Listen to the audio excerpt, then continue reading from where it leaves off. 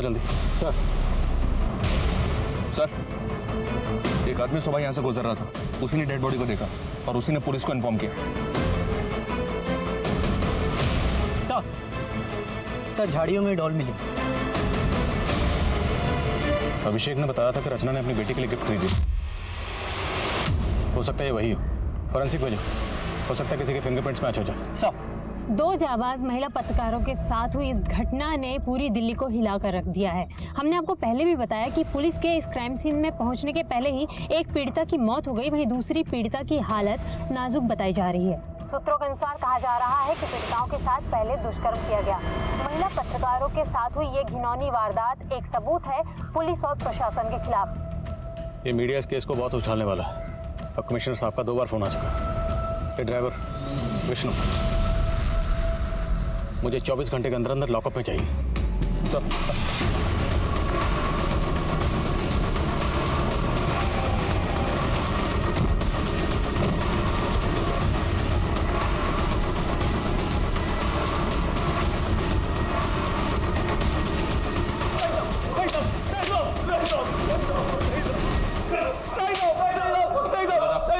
कौन शामिल था तेरे साथ निशा और रचना को किडनैप करने में? मैंने कुछ नहीं किया साहब। मैंने तो दोनों साहब को उधर ही छोड़ा था जहां मैं हमेशा छोड़ता था। तो अपना मोबाइल बंद करके छुप कर क्यों बैठा था? चुप कर नहीं बैठा था साहब, मेरी छुट्टी थी आज, तो उनको छोड़ने के बाद अपने दोस्त लोग के साथ पार्टी मना रहा था।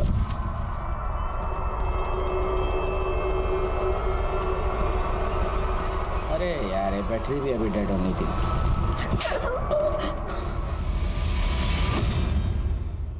आपका शक सही था, दोनों लड़कियों के साथ रेप हुआ है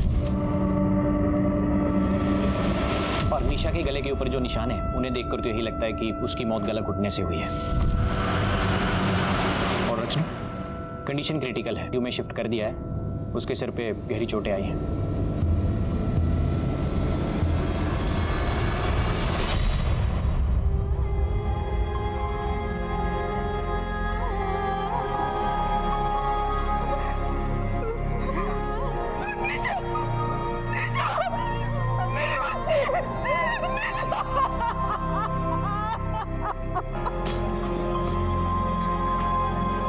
मैडम आप अंदर नहीं जा सकती।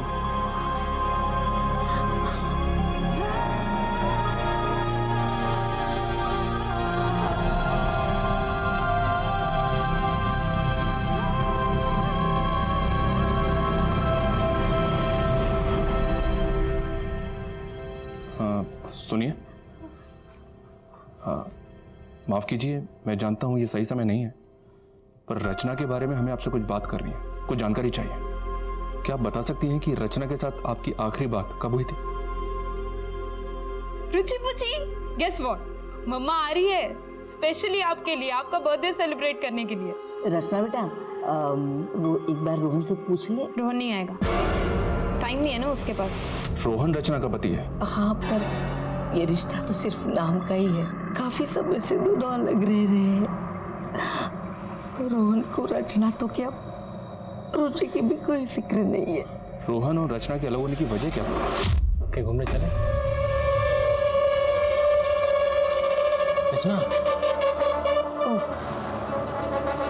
इसी मीटिंग की वजह से तुम अपनी बच्ची को स्कूल से नहीं ला पाए। रचना देखो तुम गलत समझ रही हो, हमारे भी जैसा कुछ नहीं है। बस, अब मैं और रुचि एक पल भी तुम्हारे साथ नहीं रह सकती। जाना चाहती हो ना तुम, तो जाओ, लेकिन लौट कर वापस बताना।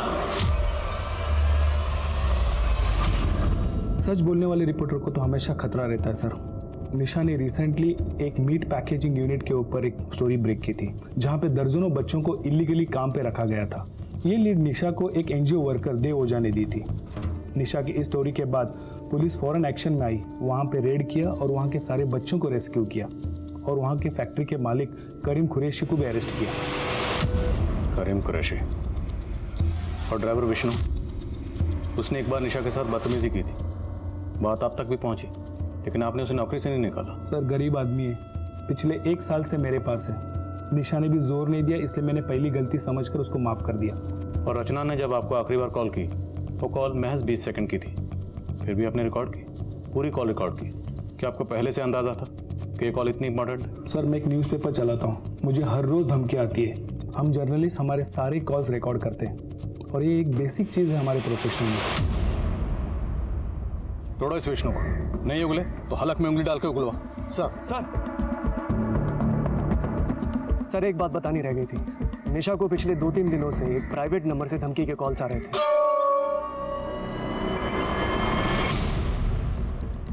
जिस दिन ये हादसा हुआ उस दिन भी। हाँ मनीष, करीम से बात करने की परमिशन मिली? जी हाँ सर, अभी अभी दीवानपुर पुलिस स्टेशन शादरा से परमिशन मिला है। तुम शादरा पहुंचो, हम करीम से मिलते हैं। साहब, उन गरीब बच्चों को मेरे यहाँ पे काम करके 2 वक्त की रोटी मिलती थी। उनके माँ बाप खुद छोड़ के गए थे मेरे पास में। उन लड़कियों ने जानबूझकर मुझे फंसाया और इसकी सज़ा अल्लाह ने उन्हें दे दी। सजा अल्लाह ने दी या तूने?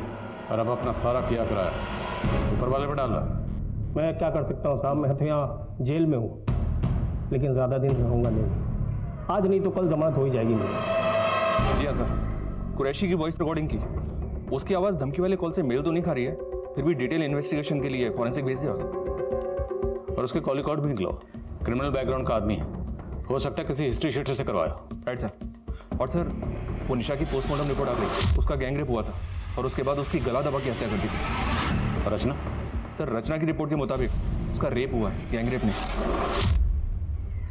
रचना की हेल्थ अपडेट क्या? Still unconscious.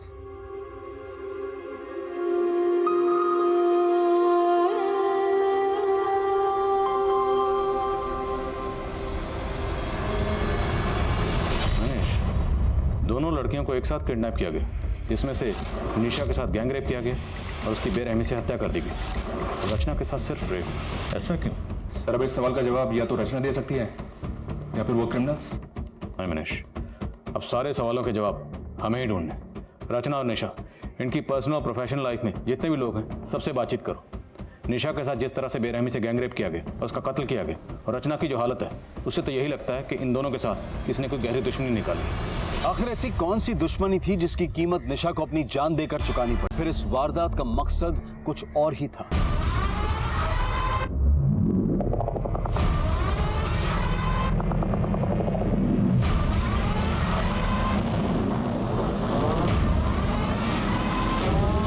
एक बात बता, कि गार्ड ने गोली मारी या तो बात हमारी समझ में आ गई, लेकिन वो चाय वाले ने क्यों मार दिया?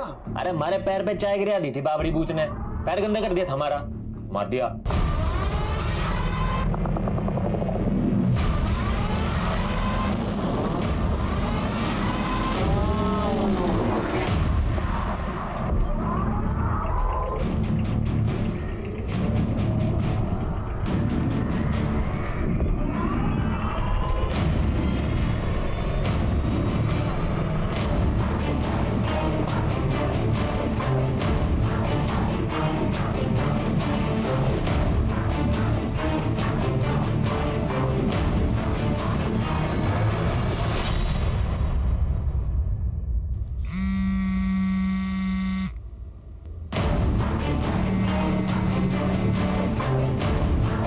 हेलो, अरे कांड खोल के सुन लो सब। अपने अपने फोन के सिम निकाल के फेंक दो, कुछ दिनों के लिए अंडरग्राउंड होना है हमें। सर, मेरे परिवार में कोई भी लड़की नौकरी नहीं करती है, लेकिन रचना को मेरे परिवार की इज्जत का कोई ख्याल नहीं था। मुझे तो बस अपनी फ्रीडम प्यारी थी। ये जो उसकी सहेली है निशा, वो उसे चढ़ाती रहती है, ये चढ़ती रहती है। मैंने कुछ कह दिया तो बेटी को लेकर मायके जाके बैठ गई। तो आप कहना चाहते हैं कि रचना को फ्रीडम चाहिए थी, इसलिए वो अलग होना चाहती थी। But from your side it was perfectly alright. हमारे बीच म्यूचुअली डिसाइड हुआ था कि अलग होने के बाद हम अपनी ज़िंदगी अपने ढंग से जी सकते हैं। अलग होने के बाद? लेकिन आपका तो रचना से डिवोर्स नहीं हुआ, फिर भी आपने एंगेजमेंट कर ली, और कानूनी तौर पर वो अभी भी आपकी बीवी है। इतना बड़ा हादसा हुआ, आपने कोई खबर नहीं ली। मैं खबर क्यों लेता सर? रचना और मेरे बीच में कोई रिश्ता है ही नहीं। रही बात तलाक की, तो हाँ, मैं उससे तलाक लेना चाहता था, लेकिन रचना बहुत बड़ी लालची औरत निकली। एलिमोनी पे उसने 20 लाख रुपए मांग लिए मुझसे। सर, इतनी बड़ी रकम मैं कहाँ से लाके देता? इसलिए उसे रास्ते से हटाने की कोशिश की ताकि झंझट खत्म हो जाए। सर, मैंने नहीं मारा उसको, मैं क्यों मारूंगा उसे? जिस वक्त रचना और निशा पर हमला हुआ उस वक्त तुम कहाँ थे? मैं अपने घर था सर, बुलंदशहर में। ये तुम्हारे कॉल रिकॉर्ड्स, इनके हिसाब से तुम उस दिन दिल्ली में थे। सर, एक्चुअली मेरा ट्रांसपोर्ट का काम है, मेरे पास कई ट्रक्स और टेम्पोज हैं। कई शहरों में मेरे ऑफिस है, दिल्ली में भी है सर। तो शायद उस दिन मैं वहीं रहा हूँगा। सॉरी सर, दिमाग से निकल गया। मैं जा सकता हूँ सर? ये अभी पूरा सच नहीं बोल रहा, नजर रखो इस पे। एक बात कान खोल के सुन लो, हमारी संतान आने से पहले हमारे को सोने के कंगन चाहिए।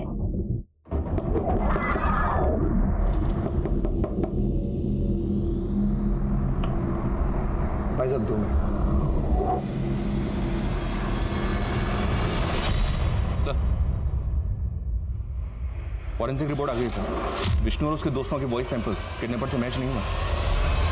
विष्णु ने कुछ और बताया? विष्णु का कहना है कि सर जिस दिन क्राइम हुआ था उस दिन निशा और रचना अपनी डेली रूट से घर नहीं गई थी, काफी घूमी थी। वो सनशाइन एनक्लेव वाला रास्ता लिया था।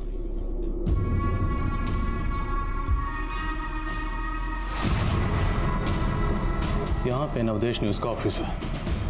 नवदेश न्यूज से एक गाड़ी निशा, रचना और अभिषेक को लेकर इस तरफ निकलती। एकता नगर, लोटस मार्टिन से गाड़ी पहुंचती है गुप्ता कॉलोनी, जहाँ पे गाड़ी अभिषेक को ड्रॉप करती है। अभिषेक को ड्रॉप करने के बाद गाड़ी आगे बढ़ती है झांझर नगर, फिर आदिलबाग, और आदिलबाग होते हुए गाड़ी फाइनली पहुंचती है व्यास चौक।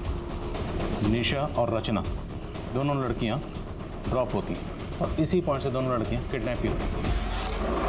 फिर यहाँ से 6 किलोमीटर आगे ईस्ट में निर्मल बाग, और निर्मल बाग में फाइनली। लेकिन सर हमने सारे रूट के सीसीटीवी चेक किए, ऐसा कोई भी व्हीकल स्पॉट नहीं हुआ जो उनका पीछा कर रहा हूँ।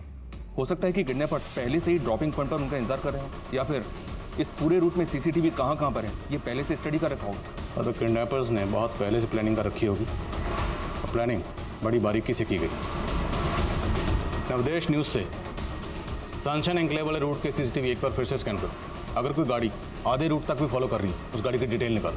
आई एम श्योर ब्रेक थ्रू इसी रूट में कहीं पर। और एक बात सर, ये कुरैशी के कॉल रिकॉर्ड से स्कैन किए, क्लीन है। कुरैशी की कंपनी की निशा को टिप किसने दी थी? देवो जाने एनजीओ चला था। जो आदमी छोटे छोटे बच्चों से जानवरों की तरह काम करवाता हो वो कुछ भी कर सकता है। वो जेल में है तो क्या हुआ, उसका एक खास आदमी समीर अब तक फरार है। रेड के दिन वो पुलिस के हाथों से भाग निकला था। हेलो सर, लगता है समीर खान अंडरग्राउंड हो गया है। अपने खबरियों को काम पे लगाता हूँ उसे ढूंढने के लिए। निशा को जो धमकी भरे कॉल्स आ रहे थे उनसे कुछ पता चला? इंटरनेट कॉलिंग थी सर, इसलिए ट्रेस नहीं हो पाया। लेकिन सर किडनैपर्स के कॉल में जो आवाज़ रिकॉर्ड हुई थी उस तरह का लहजा बेवर रीजन में इस्तेमाल किया जाता है, और ये समीर खान वहीं का रहने वाला है। ये समीर खान इस केस की अहम कड़ी साबित हो सकता है। व्यवहार पुलिस से समीर खान की डिटेल शेयर करो। खींच निकालो इस चूहे को बाहर। सर, रचना को होश है। रचना जी, आप पर किसने हमला किया था? फोन की वजह से लोग डर गए थे। जो निशा के साथ रेप कर रहे थे उन्होंने मेरी आंखों के सामने, उसके बाद उन्होंने मुझे भी मारने की कोशिश की। नहीं याद है मुझे उसके बाद क्या हुआ, मुझे कुछ याद नहीं। आपको उन चारों के चेहरे याद है या उनमें से किसी का भी चेहरा याद? स्केच बनवा सकती हैं? नहीं सर, बहुत अंधेरा था और उसके चेहरे पर मास्क था। अच्छा, आपस में बातचीत करते वक्त उन्होंने कोई नाम लिया, कुछ याद है आपको? रचना जी, हमारे लिए छोटी सी छोटी डिटेल भी बहुत अहम है, याद करने की कोशिश कीजिए। कौन सी गाड़ी से आए? टेम्पो था, छोटा टेम्पो, और टेम्पो के पीछे कुछ नंबर्स लिखे हुए थे। क्या नंबर थे? 366। हाँ, ये आखिरी के डिजिट्स थे। शायद मोबाइल नंबर होगा। और कोई नंबर याद है आपको या कुछ भी? रचना जी, आपको किसी पर शक है? आपने जो कॉल अपने एडिटर विजय को किया था वो रिकॉर्ड हो गया है, आप उसको सुन लीजिए, शायद आपको कुछ याद आ जाए। अरे आप फोन मिला दिया थाली ने। मार के फेंक इसको।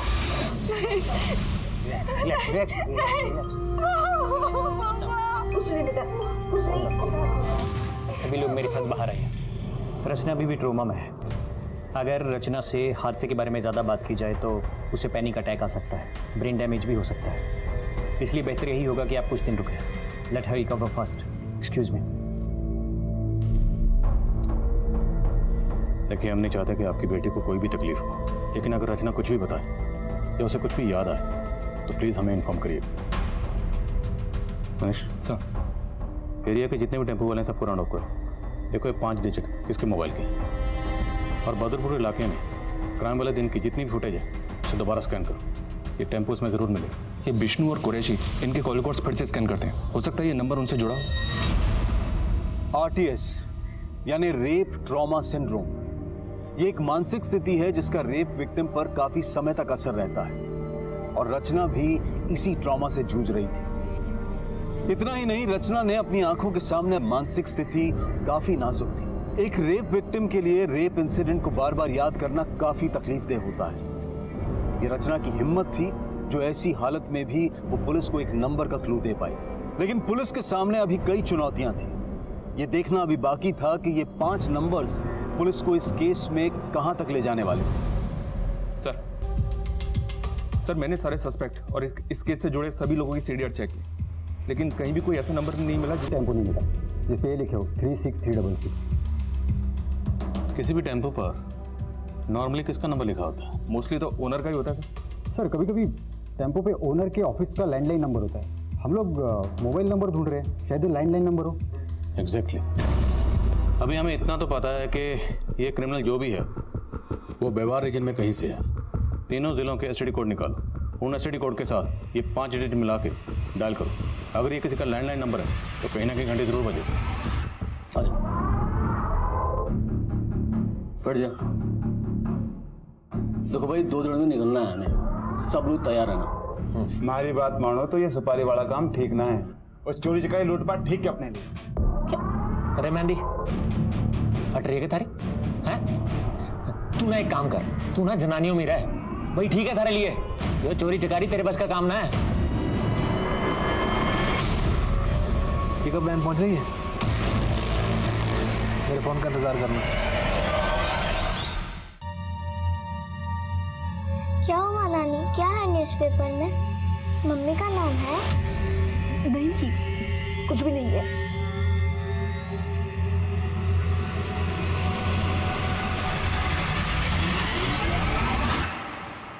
हाँ बल्ली, बोल। अच्छा, ठीक है, नजर रखो उस पर। समीर खान का पता चल गया, उठाओ सर।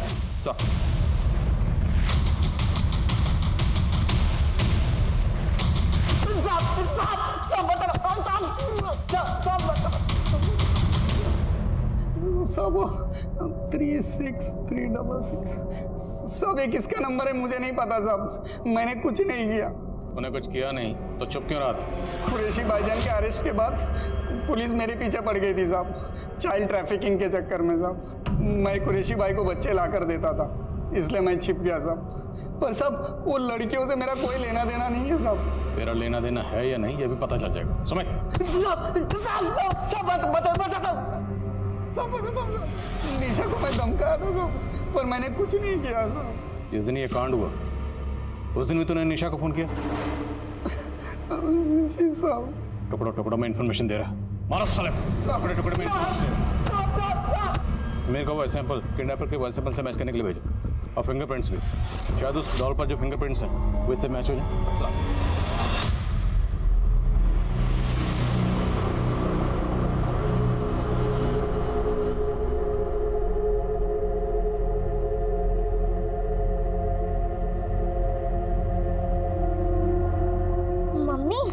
ये सब क्या लिखा है आपके बारे में?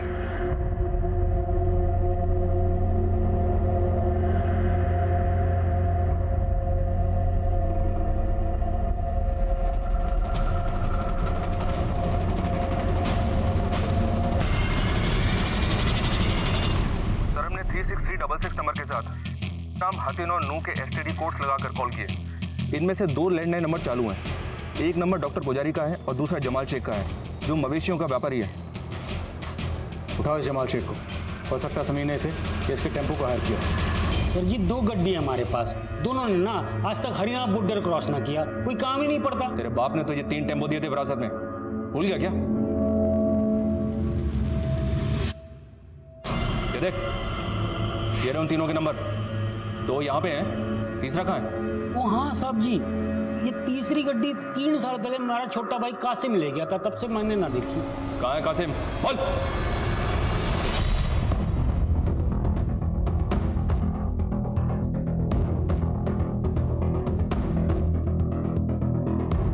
सर, गांव वालों ने कंफर्म किया है कि कासिम पिछले कई सालों से गांव में नहीं आया। पता लगा इस कासिम का। दिल्ली और व्यवहार में हर जगह इसकी फोटो सर्कुलेट करो, अपने खबरियों को एक्टिव करो। मुझे लगता है समीर के साथ इस कासिम का कोई ना कोई कनेक्शन जरूर निकलेगा। सर, कहीं ऐसा तो नहीं कि इस कासिम का और रोहन का आपस में कोई कनेक्शन हो?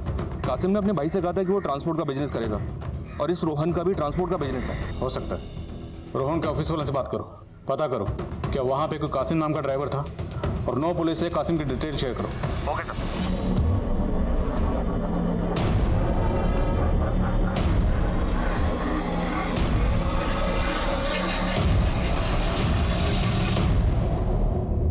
समीर के वॉइस सैंपल्स तो किडनैपर के बेवारी एक्सेंट से कुछ हद तक मैच करते हैं, लेकिन डॉल पर मिले फिंगरप्रिंट्स समीर के फिंगरप्रिंट से मैच नहीं करते। हो सकता है समीर ने कासिम को सुपारी दी।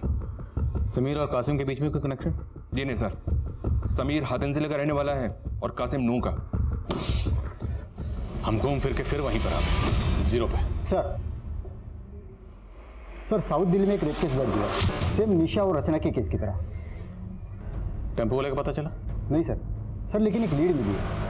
जिस दिन बीपीओ एम्प्लॉय का रेप हुआ उस दिन उसी एरिया में एक रॉबरी हुई, और आई विटनेस ने बताया कि रॉबर्ट्स टेम्पो से आए। जिस दिन उस दिन उस एरिया में कोई रॉबरी हुई थी? नहीं सर, लेकिन रचना ने जिस एरिया से डॉल खरीदी थी उस एरिया में एक रॉबरी अटेम्प्ट हुई थी, लेकिन फेल हो गई क्योंकि आसपास के लोगों ने चिल्लाना शुरू किया तो वो लोग भाग गए, वो भी एक टेम्पो से। मतलब ये गैंग पहले रॉबरी करता है और फिर ली हुई सुपारी को अंजाम देता है। 9 पुलिस से ऐसे गैंग की और डिटेल पता करो। सर, बड़े शातिर हैं बेवारी गैंग वाले, बच्चों का इस्तेमाल करते हैं अपने काम करने के लिए। कैसे? सर, जुवेनाइल होम से बच्चे हायर करते हैं, उन्हें अपना लाइनर बनाते हैं और यही बच्चे उन्हें इन्फॉर्मेशन देते हैं कि कब कहाँ माल मिलेगा। मुझे दिल्ली हरियाणा बॉर्डर के आसपास के जुवेनाइल होम्स के एक्टिव लाइनर्स की डिटेल्स चाहिए। जी सर। हमारे यहाँ 4 बच्चे बेवार रीजन से हैं, जिसमें से 3 तो अभी सेंटर पे हैं, मगर एक अपने गांव गया हुआ। उसके माँ बाप ने अपनी गारंटी पे उसकी कस्टडी ली है। उस बच्चे की डिटेल मुझे मिल सकती है? जी बिल्कुल मिल सकती है। ये देखिए, ये वाला है।